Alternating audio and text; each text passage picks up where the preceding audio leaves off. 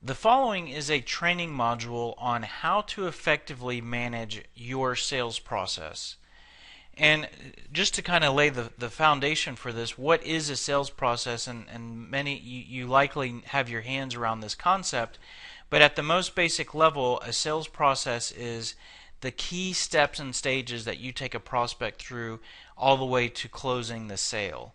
And the reality is that a sales process is typically unique and can vary from situation to situation, meaning one business will typically take a prospect through different stages and steps than another business. It can also vary from one product to another for one business. So if you sell multiple products, you might take a prospect through different steps for those different products. And the reality is that these stages aren't fixed, meaning you could actually sell one product and take prospects through different stages, or the stages can vary from one prospect to another. So the important thing there is that this isn't setting in stone that these are the steps that we must do in this timing at this order, but what it is it's sort of a best practice guideline that these are the best stages to go through to maximize our results and optimize the probability that the prospect is going to close. It's really important for you to understand what are the main stages that I need to take a prospect through. And why is this important is that, for one thing, we've been taught and our natural instincts tell us to always be closing.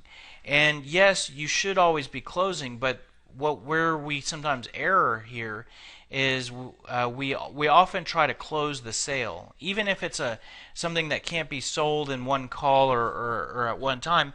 We're still trying to convince the prospect to buy, and what we say and what we do is trying to sell the product with our words. An example of this might be if you cold call a prospect.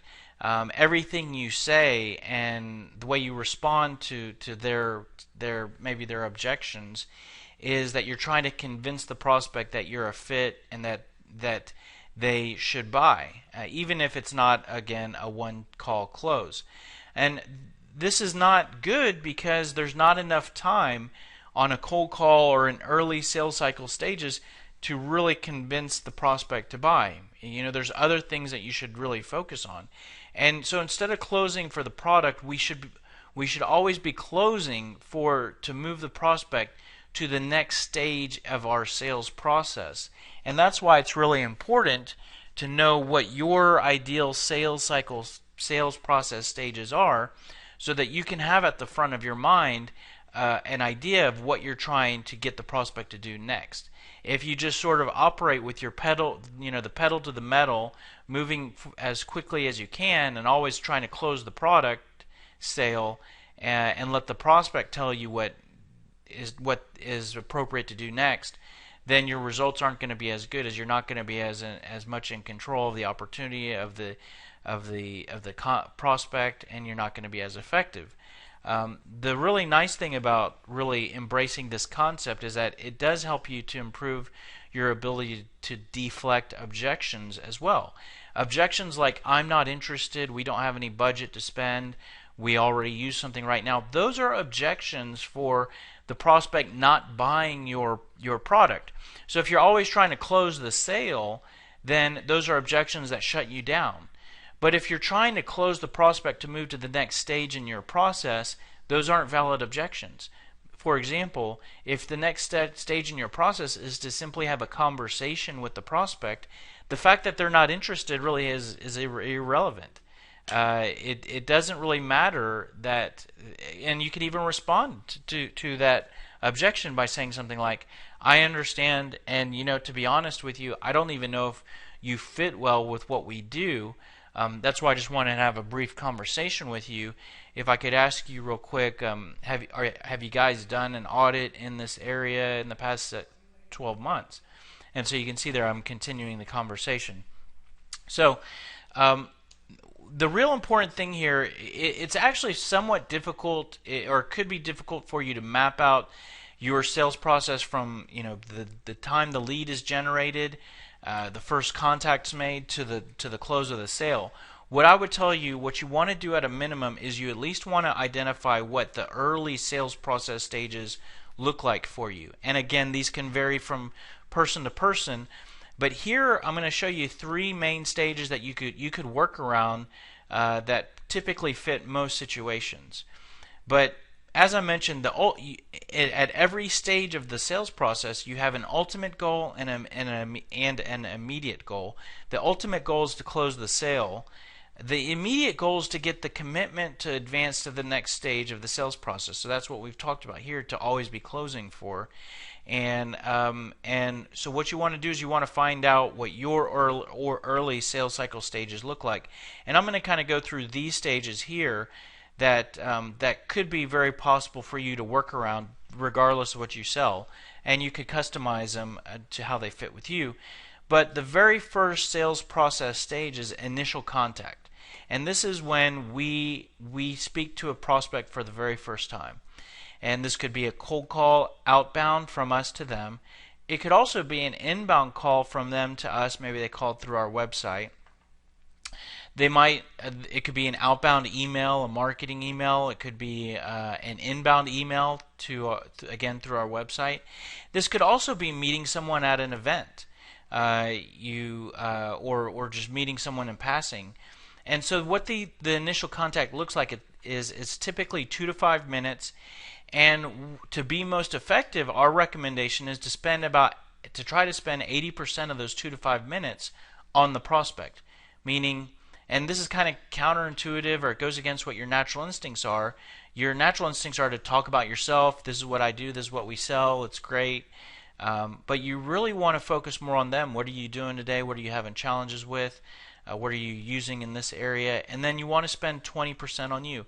And so the goals here are to pre-qualify by asking questions, gather some real high-level information, basically the type of information that'll tell you whether or not it makes sense to move. Not whether or not this prospect's going to buy from you, but whether or not it even makes sense for you to spend your time continuing to talk to this person. And you want to spend that 20% on you to where you build interest on the prospect side, not in them buying from you, but in them agreeing to continue talking to you. And then your close is going to be to try to schedule a first conversation, which is the second stage in this flow. The first conversation, you could say, well, we had a conversation at the initial contact, but the difference here is that the first conversation is really where we've agreed to, okay, let's get together and talk for real, because 2 to 5 minutes is not a lot of time. And in fact, a lot of time in the initial contact, you're the only one that's really interested in talking. For example, if you make a cold call to somebody and you're kind of barging in their office, figuratively speaking, and you're the one that's interested in talking to them. But at the point where they're interested as well, you reach the first conversation stage. And this could, again, still be on a phone call. It could be a face-to-face meeting. And these typically look like 20 to 30 minutes in length. At this point, you begin to shift more about yourself, but you still can start out about 50% of the meeting on the prospect, 50% on you. And this is where you might begin to hard qualify the prospect to learn a little bit more about what their true needs are. Are they more needs or wants? How much power do they have, budget, and gather more detailed information. And you're 50% on you. Now you're sharing more information. You're trying to build enough interest to get the prospect to agree to have a real first meeting. And that's the third stage here, which that's where it typically looks like you're giving a presentation, you're giving a demonstration. If what you sell requires a deep discovery, that could maybe be the first meeting. For example, some products might require a discovery of 1 to 2 hours of extracting information. Well, that could be your first real meeting. And so your goal here might be to really fully sell the product. You spend 80% on you and 20% on the prospect. And there could be some conversations or some emails between these 3 main stages, but those are some stages to work around. And if you understand that breakdown and you implement that and align that with what you sell, you can improve your ability to manage the prospect better. And you might say to yourself, Well, sometimes I just, in the initial contact, we talk for more than 5 minutes, and you're absolutely right. And here's an alternate path, which is one that we call sort of an instant call or instant conversation, and that's where you at the same time as your initial contact, you evolve to end up having your first conversation right then, and you do all these things at the same time. So what that looks like is you might make a cold call and you end up talking to the prospect for 15 minutes. You meet someone at a networking event and you end up talking to them for 20 minutes. And then the next stage might be a first meeting. I will tell you that there are some benefits to not doing that. And what I mean by that is splitting the initial contact from the first conversation. So the reason why you might want to do that is if say for example you've cold called the prospect, you're not really gonna they weren't mentally prepared for your conversation. So even though they continue to talk to you, every question you ask, it's like you're just buying yourself a little bit more time, and the clock is just ticking because they weren't really, it wasn't on their calendar. And so sometimes breaking and then saying let's get back together, I'll put some time on your calendar, and what that does is it buys you more time, and from a actual time perspective. But then since the prospect's more mentally prepared for that meeting, you have more time as well. The prospect, both you and the prospect, can be more prepared for that deeper conversation with the break in time there, and you'll have more attention to work with. So, and if you're at a networking event, this is good to do because you probably want to meet other people instead of getting locked into having that first conversation, spending 15-20 minutes with that one person. So, what it looks like is you might think, well, you might not. The first step is to realize that you've sort of evolved and you're having that first conversation, and then that can help to tell you, I might need to slow down and let's kind of break and reconvene. One of the ways that you might want to say that diplomatically is something like this, and this could apply over the phone or at an event, but you're asking very good questions here. I actually would like to talk to you about this in more detail, and I've called you here out of the blue. Do you have another 20 minutes to go through all of this right now, or should we put some time on the calendar to get back together? So right there is I'm getting their I'm trying to buy their attention and get that sort of that allotment of time, or reposition for another day. There's another alternate path that you could go, which is an instant meeting, which this sometimes looks like you might schedule the appointment from the initial contact, and then you go out and you end up having a long meeting right there on site or virtually. And this is where it kind of looks like we have our first conversation and our first meeting at the same time. This is fine, and sometimes this makes sense depending on what you sell. You might go on site and you have a slide deck on your laptop and you end up pulling it up.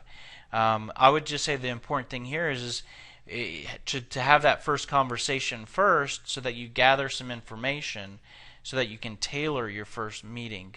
But there's nothing wrong with this.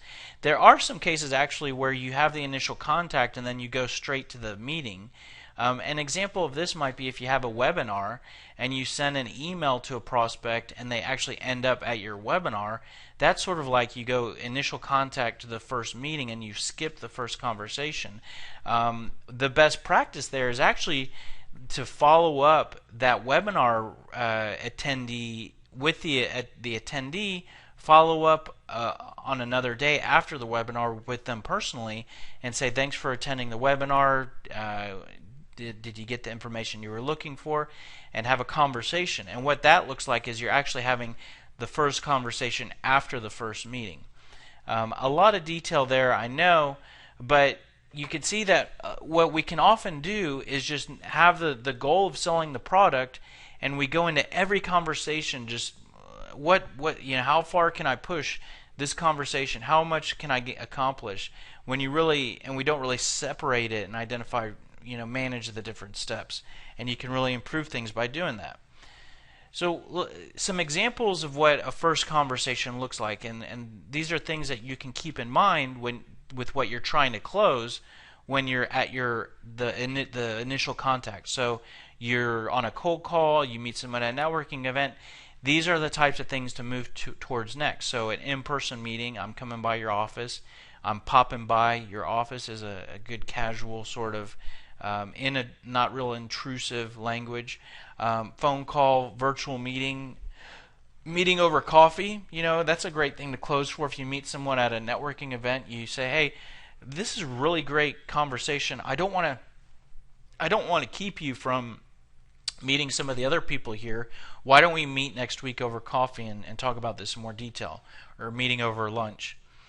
Some things that you want to do before you have your first conversation: do a little bit of research. Research a company's website, look them up on Yahoo Finance, get some awareness of what they do, what they sell. Look over some recent news for the company, or maybe some news for the industry, some events, so you sound knowledgeable. You could actually research the prospect on social media. Go to LinkedIn, pull them up, look for some details. Prepare some questions ahead of time. Prepare some of your qualifying questions for the prospect. Prepare some of your discovery questions. The way to execute the first conversation is spend the first half on them, asking them questions about what's working, what's not. Find out what their current goals are, what their initiatives are. Gather some organizational details. Hard qualify the prospect, and that's a whole subject in itself. We have a training module on that. Then when you spend the second half of the meeting on you, explain what you do, talk about the value that you offer, the pain you resolve, share a story of how you've helped another business, talk about how you differ from other options out there, talk about the ROI that you deliver, and then close for the next step in your process. While you're you might want to perform some discovery during your first conversation. Learn a little bit about their current environment. What are they using? How long have they been using that? What's working well? Are they locked into an agreement? Find out what their goals and objectives are. What are the key goals for their organization? What are the objectives that they're measured by? Critical business issues that they're facing. Organizational details. What's their role in the organization? What does their organization look like? What other organizations are impacted by the area that you're talking about? Who else should you try to connect with? What's some details around the decision-making process? What factors do they use when they're making a decision? Who's the ultimate decision maker? And so that's really the first conversation. Now, a lot of times your first conversation may lead to, let's meet, let's have a presentation. A lot of times it won't, and it's just sort of, you need to there'll be a follow-up. Like a lot of times they won't just say, let's stop here. They'll say, well, let's meet again, or let's talk again at this time. So just have a process here for how to follow up on leads during your sales process. But the first thing you want to do is kind of identify the follow-up time. So when does it make sense for you to follow up? You might want to clarify that timing in terms of why is that the right time? If a prospect says, call me in 2 months, okay, you help me to understand why is that the right time for me to follow up with you? You might want to actually challenge it to say, is there something different that will be going on then versus us meeting to now? You could reconcile the time with a compelling event that meaning if the prospect needs something by the end of the year and they say, contact me in November, okay, but you mentioned needing something at the end of the year. Is November going to be the right time? Enough time for us to really talk about that seriously. Schedule reminders for yourself so you follow up at the right time. Add the prospect to a drip campaign so that you stay fresh in their mind between now and then follow up at the agreed time. But let's assume that you do close and get the meeting scheduled. What do those look like? Well, things to typically close for commonly are presentation, a demonstration. I mentioned a deep discovery if that's what your product requires. Some products may be kind of transactional, and you might think to yourself, I don't really have anything to present or demonstrate. I just kind of give a quote, and that could actually be the meeting. And in fact, this is a good way for you to shift from a bad habit, which is just emailing over a proposal or a quote. Let's meet to review the quote and review the proposal. So use that as a reason to get together, and that could actually be one of your types of meetings to close for. In terms of executing the meeting, here's a conventional approach, meaning here's how someone traditionally might organize the first meeting, let's say the presentation. They'll show up with a bunch of slide decks on their company, their portfolio products. They might do a demonstration, they'll show some pricing, and then they'll try to close for next steps. This is just a very all about me approach, which this is really the time when we are going to really just focus on me. But let's talk about a different way.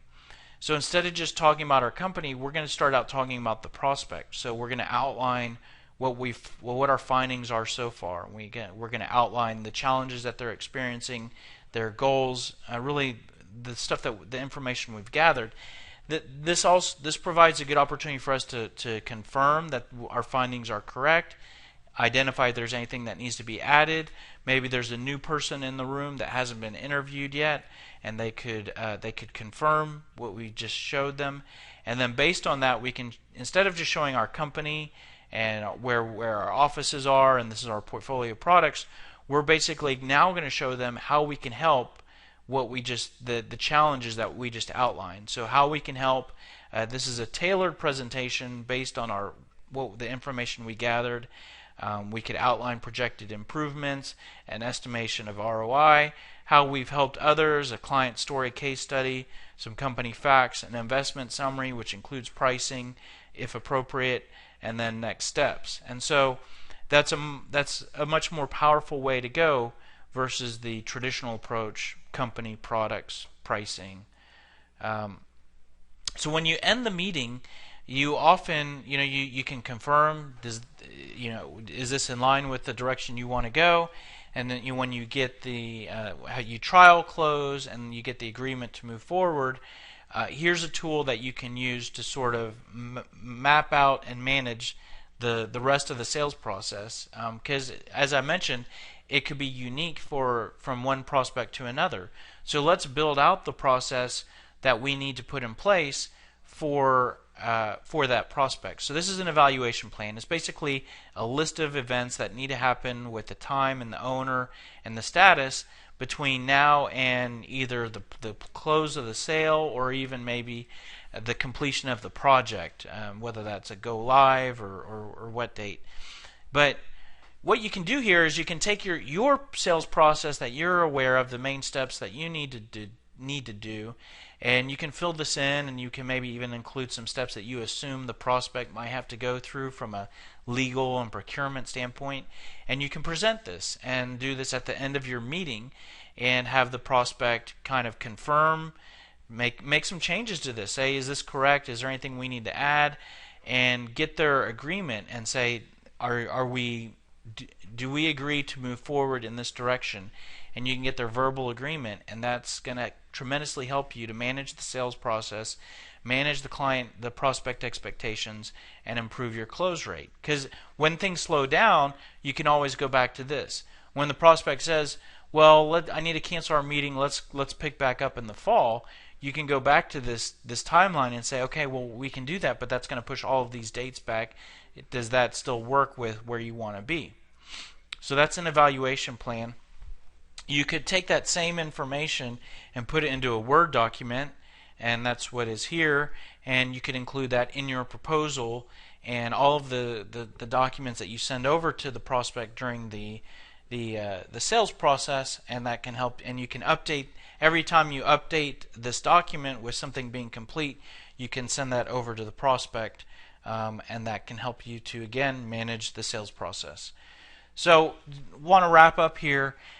Key important things are to always remember your ultimate goal is to sell the product, but your immediate goal is to get the prospect to move to the next stage in your sales process.